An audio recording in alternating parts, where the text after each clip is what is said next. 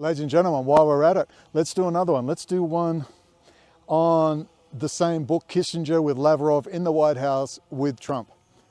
This is some great little admissions just to get home the point that Vladimir Putin was put in power by Yuri Primakov and Heinz Kissinger at the behest of the East India Trading Company, City of London, EU banking cartel, banking financial elites. They put him in power, they crushed the Russian spirit after the Russians were so hopeful that with America, under General Abed at that stage, that they would be able to move forward in a coalition with the United States into freedom. The United States could have controlled the rise or fall of Russia with technology and guaranteed real freedom. So Russians could actually truly be free. What happened instead? The IMF, set up by the arch-communist Harry Dexter White, arch-friend of good old Dumbo, another Trump, good old Roosevelt, who was clueless, the Silver Master spy ring. He was totally surrounded. Alger Hirs, Shlomo Adler, the whole kit and caboodle, the Rosenbergs, Major Jordan's diaries, the technology transfers, Professor Anthony Sutton, Wall Street and the Rise of Hitler, national suicide, technology transfer to the Soviet Union. It's the same fucking people. And that's still fucking going. Please consult Diana West, who every 5 minutes will tell you how much she hates Islam. However, if you can look past that, I suspect she doth protest too much. What she really wants to say is, but the bottom line is, Diana West, Red Threads, go and watch all that old back Silver Master spy ring moving up. Then we move into the Binational Science Foundation with Henry Kissinger bringing that in, the technology transfer to Red China, the Binational Industrial Research and Development Foundation, the BIRD linking the United States. In a world of no boundaries and endless possibilities, you know that two is better than one, that persistence pays off, and that one should always keep trying even if there's risk involved. We know that with the right partner and reliable backing, the sky is truly the limit.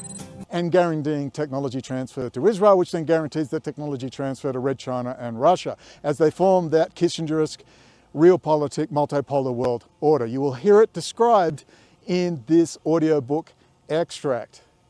Ladies and gentlemen, we've got to get away from this fucking culture war bullshit. It's a totally artificially constructed event to distract you from these core issues.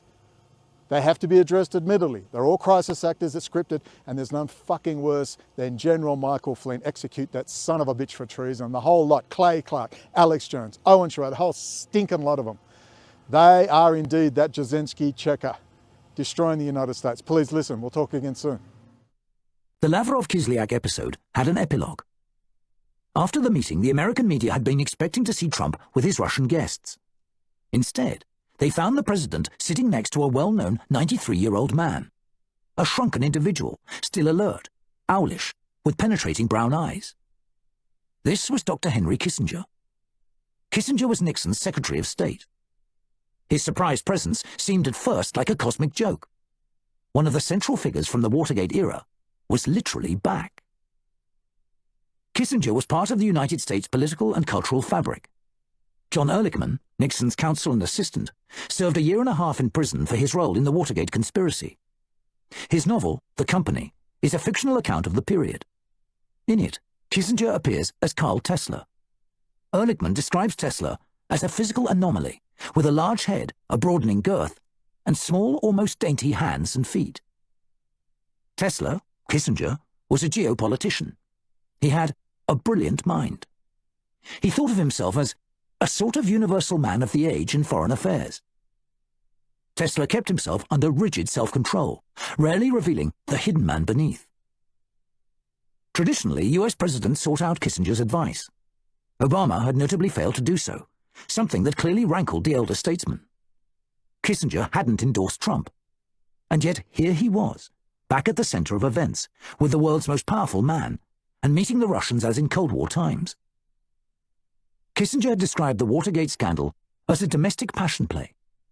Now he sat next to another scandal-engulfed White House incumbent. Reporters asked the president why he'd fired Director Comey. "Because he wasn't doing a good job," Trump said to the cameras. Kissinger, it appeared, was back in the Oval Office in the role of intermediary. He wasn't just a throwback to the 1970s. He was frequently in contact with the Kremlin. Kissinger had long-standing good relations with Russia's president and was treated as a VIP whenever he dropped into Moscow. This happened quite frequently, with Kissinger visiting in 2016. Like Trump, Kissinger had said favorable things about Putin. He had compared him to a character from Dostoevsky and said Putin possessed an inward connection to Russian history. Additionally, Kissinger was a foreign policy realist. He believed, as did Putin and seemingly Trump as well, that deal-making rather than values should shape international relations. As the Russian opposition leader and former chess champion Garry Kasparov put it to me, Kissinger would like nothing better than to come out of retirement and broker a historic US-Russian concord. It would be his last service to diplomacy. The two states, together with, presumably, China, could divide the world between them into sovereign spheres. There could be a new grand bargain. The Russia thing, however, meant that rapprochement with Moscow was politically impossible, at least for now. Meanwhile, for a president keen to dispel rumors of collaboration, the meeting was deeply unfortunate. The Times put the photo of Trump and Lavrov on its front page. At the bottom of the photo taken inside the White House was a credit. It said, Russian Foreign Ministry.